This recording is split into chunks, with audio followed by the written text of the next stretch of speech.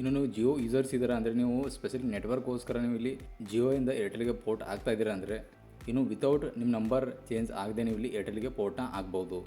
ಇನ್ನು ಹೊಸದು port processing ಏನಿದೆ ಅದು ಮೋಸ್ಟ್ಲಿ ನಿಮಗೆ ಗೊತ್ತಿರಲಿಕ್ಕಿಲ್ಲ. ಇನ್ನು ಹೊಸದು ಪೋರ್ಟ್ ಪ್ರೊಸೆಸಿಂಗ್ ಏನಿದೆ ಅದ್ರ ಬಗ್ಗೆ ನಿಮಗೆ ಮಾಹಿತಿ ತಿಳಿಸ್ಕೊಡ್ತೀನಿ. ಇನ್ನು ಪೋರ್ಟ್ ಆಗೋದಕ್ಕೆ ಅದರದ್ದು ಎಲಿಜಿಬಿಲಿಟಿ ಏನಿದೆ ಅಂತ ನಿಮಗೆ ಕಂಪ್ಲೀಟಾಗಿ ಮಾಹಿತಿನ ತಿಳಿಸ್ಕೊಡ್ತೀನಿ. ಇನ್ನು ಪೋರ್ಟ್ ಮಾಡಬೇಕಾದ್ರೆ ನೀವು ವಿತೌಟ್ ಹೊರಗಡೆ ಹೋಗದೆ ನೀವು ಇಲ್ಲಿ ಮನೇಲಿ ಕುತ್ಕೊಂಡು ಪೋರ್ಟ್ ಮಾಡೋದು ಹೇಗೆ, ಇನ್ನು ಪೋರ್ಟ್ ಆಗಬೇಕಾದ್ರೆ ನಿಮ್ಮ ಪೋರ್ಟ್ ಆಗಿರುವಂಥ ನಂಬರ್ ಏನಿದೆ ಅದು ಎಷ್ಟು ದಿವಸ ಹಳೇದಾಗಿರಬೇಕು, ಇನ್ನು ಪೋರ್ಟ್ ಸಂಬಂಧಪಟ್ಟಂಗೆ ನಿಮಗೆ A to Z ಇನ್ಫಾರ್ಮೇಷನ್ ಏನಿದೆ ಇವತ್ತಿನ ವಿಡಿಯೋದಲ್ಲಿ ನಾನು ನಿಮಗೆ ಕೊಡ್ತೀನಿ. ಇನ್ನು ಅಷ್ಟೇ ಅಲ್ಲ, ಈ ವಿಡಿಯೋ ವಿತೌಟ್ ಸ್ಕಿಪ್ ಮಾಡದೆ ನೀವು ಫಸ್ಟಿಂದ ಲಾಸ್ಟ್ವರೆಗೂ ನೋಡೋದು ಬಹಳ ಒಂದು ಇಂಪಾರ್ಟೆಂಟ್ ಇದೆ. ಅವಾಗ ಮಾತ್ರ ನೀವು ಕಂಪ್ಲೀಟಾಗಿ ಈ ಹೊಸದು ಪೋರ್ಟ್ ಪ್ರೊಸೆಸಿಂಗ್ ಏನಿದೆ ಅದ್ರ ಬಗ್ಗೆ ನಿಮಗೆ ಕಂಪ್ಲೀಟಾಗಿ ತಿಳ್ಕೊಬಹುದು. ಚಾನಲ್ಗೆ ಹೊಸದಾಗಿ ಬಂದಿದೆ ದಯವಿಟ್ಟು ವಿಡಿಯೋಗೆ ಲೈಕ್ ಮಾಡಿ ಹಾಗೂ ಶೇರ್ ಮಾಡೋದನ್ನು ಕೂಡ ಚಾನಲ್ಗೆ ಸಬ್ಸ್ಕ್ರೈಬ್ ಮಾಡೋದನ್ನು ಮಾತ್ರ ಮರಿಬೇಡಿ. ಅಷ್ಟೇ ಅಲ್ಲ, ನೀವು ಕಮೆಂಟಲ್ಲಿ Jio to Airtel port new process ಅಂತ ಕಮೆಂಟ್ ಮಾಡೋದನ್ನು ಮಾತ್ರ ಮರಿಬೇಡಿ. ಅಷ್ಟೇ ಅಲ್ಲ, ಪ್ರತಿ ತಿಂಗಳು ಏನಿದೆ ಪೋರ್ಟ್ ಪ್ರೊಸೆಸಿಂಗ್ ಅದು ಚೇಂಜ್ ಆಗ್ತಾ ಇರುತ್ತೆ. ಇನ್ನು ಫಸ್ಟ್ ಕ್ರೈಟೀರಿಯಾ ಏನಿದೆ ಸಿಮ್ ಪೋರ್ಟ್ ಮಾಡೋದಕ್ಕೆ ಮಿನಿಮಮ್ ನಿಮ್ಮ ಸಿಮ್ ಕಾರ್ಡ್ ಏನಿದೆ ಇಲ್ಲಿ 90 ಡೇಸ್ ಆಗಿರಬೇಕು, ಅಂದರೆ 3 ತಿಂಗಳು ನಿಮ್ಮ ಸಿಮ್ ಕಾರ್ಡ್ ಏನಿದೆ ಇದು ಹಳೇದಾಗಿರಬೇಕು. ಇನ್ನು ಎರಡನೇ ಕ್ರೈಟೀರಿಯಾ ಏನಿದೆ ಆ ಒಂದು ಸಿಮ್ ಕಾರ್ಡಲ್ಲಿ ಒಂದು ಆ್ಯಕ್ಟಿವ್ ರೀಚಾರ್ಜ್ನ ಇರಬೇಕು. ಔಟ್ ಗೋಯಿಂಗ್ ಮೆಸೇಜ್ ಏನಿದೆ ಅದು ಹೋಗ್ತಾ ಇರಬೇಕು. ಆವಾಗ ಮಾತ್ರ ನೀವು ಇನ್ನುಳಿದಂಥ ಟೆಲಿಕಾಂ ಕಂಪ್ನಿ ಅದರ್ ನೆಟ್ವರ್ಕ್ಸ್ ಏನಿದೆ ನೀವು ಅಲ್ಲಿ ಪೋರ್ಟ್ ಆಗ್ಬೋದು. ಇನ್ನು ಫಸ್ಟ್ನೇ ಸ್ಟೆಪ್ ಏನಿದೆ ನಿಮ್ಮದು ಫೋನಲ್ಲಿ ಮೆಸೇಜ್ ಅಪ್ಲಿಕೇಶನ್ ಏನಿದೆ ಅದನ್ನು ಓಪನ್ ಮಾಡ್ಕೊಳ್ಳಿ.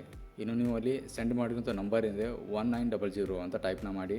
ಅದಾದಮೇಲೆ ನೀವು ಇಲ್ಲಿ ಕ್ಯಾಪಿಟಲ್ ಲೆಟ್ರಲ್ಲಿ ನೀವು ಇಲ್ಲಿ ಪೋರ್ಟ್ ಅಂತ ಟೈಪ್ನ ಮಾಡಬೇಕಾಗುತ್ತೆ. ಅಂದರೆ PORT ಅಂತ ಟೈಪ್ನ ಮಾಡಿ ಸ್ಪೇಸ್ನ ಕೊಟ್ಟು ನೀವು ಯಾವೊಂದು ಜಿಯೋ ನಂಬರ್ನ ನೀವು ಇಲ್ಲಿ ಪೋರ್ಟ್ನ ಮಾಡಬೇಕಂತಿದ್ರಲ್ಲ ಆ ಒಂದು ಜಿಯೋ ನಂಬರ್ ನೀವು ಇಲ್ಲಿ ಎಂಟ್ರಿ ಮಾಡಬೇಕಾಗುತ್ತೆ.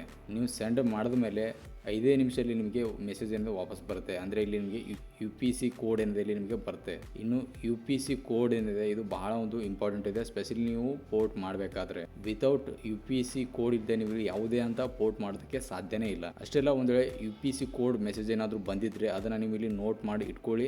ಇನ್ನು ನೆಕ್ಸ್ಟ್ ಪೋರ್ಟ್ ಮಾಡೋ ಟೈಮಲ್ಲಿ ನಿಮಗೆ ಈ ಒಂದು UPC ಕೋಡ್ ಏನಿದೆ ನಿಮಗೆ ಬೇಕಾಗುತ್ತೆ. ಇನ್ನು ನೀವು ಪೋರ್ಟ್ ಮಾಡಬೇಕಾದ್ರೆ ಏರ್ಟೆಲ್ ಥ್ಯಾಂಕ್ ಯು ಅಪ್ಲಿಕೇಶನ್ ಇದೆ ಭಾಳ ಇಂಪಾರ್ಟೆಂಟ್ ಇದೆ. ಹೀಗಾಗಿ ನೀವು ಪ್ಲೇಸ್ಟೋರಿಂದ ಅಥವಾ ಆ್ಯಪಲ್ ಆ್ಯಪ್ ಸ್ಟೋರಿಂದ ನೀವು ಏರ್ಟೆಲ್ ಥ್ಯಾಂಕ್ ಯು ಅಪ್ಲಿಕೇಶನ್ನ ಇನ್ಸ್ಟಾಲ್ ಮಾಡ್ಕೊಳ್ಳಿ. ಇನ್ನು ಏರ್ಟೆಲ್ ಥ್ಯಾಂಕ್ ಯು ಅಪ್ಲಿಕೇಶನ್ ಏನಿದೆ ನೀವು ಇನ್ಸ್ಟಾಲ್ ಮಾಡ್ಕೊಂಡ ತಕ್ಷಣ ನಿಮ್ಮ ಜಿಯೋ ನಂಬರಿಂದ ಏನು ಪೋರ್ಟ್ ಏನು ಮಾಡ್ತಾ ಇದ್ದೀರಲ್ಲ ಆ ಒಂದು ನಂಬರ್ ಮುಖಾಂತರ ಇದನ್ನು ಸೈನ್ ಇನ್ ಮಾಡ್ಕೊಳ್ಳಿ, ಓಪನ್ ಆಗುತ್ತೆ. ನೀವು ಸೈನ್ ಇನ್ ಮಾಡಿದ್ಮೇಲೆ ಇಲ್ಲಿ ಸಾಕಷ್ಟು ಒಂದು ಆಪ್ಷನ್ಸ್ ಮತ್ತು ಸರ್ವಿಸ್ನಲ್ಲಿ ಶೋ ಆಗ್ತಾ ಇರ್ತವೆ. ಬಹಳ ಜನ ಏನು ಮಾಡ್ತಾರೆ ಅಲ್ಲೇ ಒಂದು ತಪ್ಪನ್ನ ಮಾಡಿಬಿಡ್ತಾರೆ. ಹೀಗಾಗಿ ಒಂದು ಪ್ರೊಸೆಸಿಂಗಲ್ಲಿ ಒಂದು ಡಿಲೇ ಆಗುತ್ತೆ. ನೀವು ಏರ್ಟೆಲ್ ಥ್ಯಾಂಕ್ ಯು ಅಪ್ಲಿಕೇಶನಲ್ಲಿ ಒಂದು ಆಪ್ಷನ್ನ ಅಥವಾ ಒಂದು ಸರ್ವಿಸನ್ನು ನೋಡಿರ್ತೀರ, ಅಂದರೆ ಪೋರ್ಟು ಏರ್ಟೆಲ್ ಅಂತ. ಹೌದು, ಭಾಳ ಜನ ಇಲ್ಲೇ ಒಂದು ಮಿಸ್ಟೇಕ್ನ ಮಾಡಿಬಿಡ್ತಾರೆ. ಹೀಗಾಗಿ ಅಂದರೆ ಅವರು ಇದು ಕ್ಲಿಕ್ ಮಾಡೋದ್ರಿಂದ ನಾವು ಡೈರೆಕ್ಟಾಗಿ ಇಲ್ಲಿ ಪೋರ್ಟ್ ಆಗ್ತೀವಿ ಅಂತ. ಇದಕ್ಕಿಂತ ಮುಂಚೆ ಏನಿದೆ ಇದು ಪೋರ್ಟ್ ಪ್ರೊಸೆಸಿಂಗ್ ಇತ್ತು, ಬಟ್ ಆದರೆ ಈಗ ಏನಿದೆ ಇಲ್ಲಿ ಕಂಪ್ಲೀಟಾಗಿ ಚೇಂಜ್ ಆಗಿದೆ.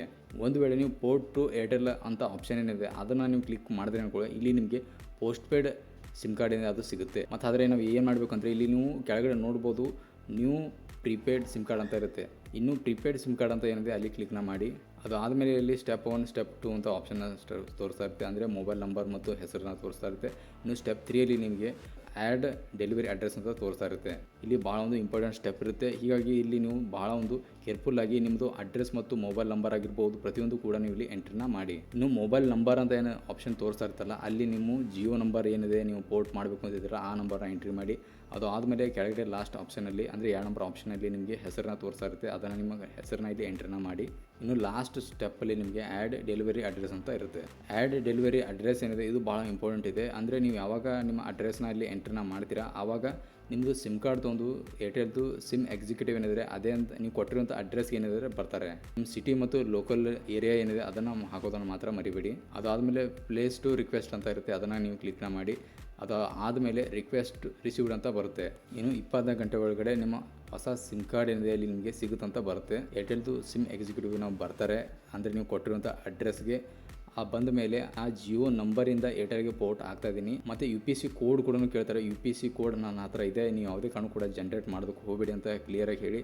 ಆಲ್ರೆಡಿ ಈಗ ನನ್ನ ಹತ್ರ ಜಿಯೋ ನಂಬರ್ ಏನಿದಿಲ್ಲ ಇದೇ ನಂಬರೇ ನನಗೆ ಬೇಕು, ಇದೇ ನಂಬರ್ ಮುಖಾಂತರ ನನಗೆ ಏರ್ಟೆಲ್ಗೆ ಪೋರ್ಟ್ ಮಾಡಿ ಕೊಡಿ ಅಂತ ನೀವು ಇಲ್ಲಿ ಕ್ಲಿಯರಾಗಿ ಅವರಿಗೆ ತಿಳಿಯೋಂಗೆ ಹೇಳಿ ಪ್ರೀಪೇಯ್ಡ್ ಸಿಮ್ ಕಾರ್ಡ್ ಏನಿದೆ ಅಲ್ಲಿ ನಿಮಗೆ ಸಿಗುತ್ತೆ. ಐ ಹೋಪ್ ನಿಮಗೆ ಇನ್ಫಾರ್ಮೇಷನ್ ಕಂಪ್ಲೀಟಾಗಿ ಸಿಕ್ಕಿದೆ ಅಂದ್ಕೊಂಡಿದ್ದೀನಿ. ಇದ್ರ ಸಂಬಂಧಪಟ್ಟಂಗೆ ನಿಮ್ಗೆ ಏನಾದರೂ ಡೌಟ್ಸ್ ಇದ್ದರೆ, ನಿಮ್ಗೆ ಏನಾದರೂ ಕ್ವೆರೀಸ್ ಮತ್ತು ಕ್ವಶನ್ ಇದ್ದರೆ ಕಾಮೆಂಟ್ ಬಾಕ್ಸಲ್ಲಿ ನೀವು ಇಲ್ಲಿ ಕೇಳ್ಬೋದು. ಐ ಹೋಪ್ ನಿಮಗೆ ಇನ್ಫಾರ್ಮೇಷನ್ ಸಿಕ್ಕಿದೆ ಅಂದ್ಕೊಂಡಿದ್ದೀನಿ. ಮತ್ತೆ ನಿಮಗೆ ಮೀಟ್ ಮಾಡ್ತೀನಿ ಇದೇ ಥರ ಇಂಟ್ರೆಸ್ಟಿಂಗ್ ಹಾಗೂ ಇನ್ಫಾರ್ಮೇಟಿವ್ ವಿಡಿಯೋದಲ್ಲಿ. ನಮಸ್ಕಾರ.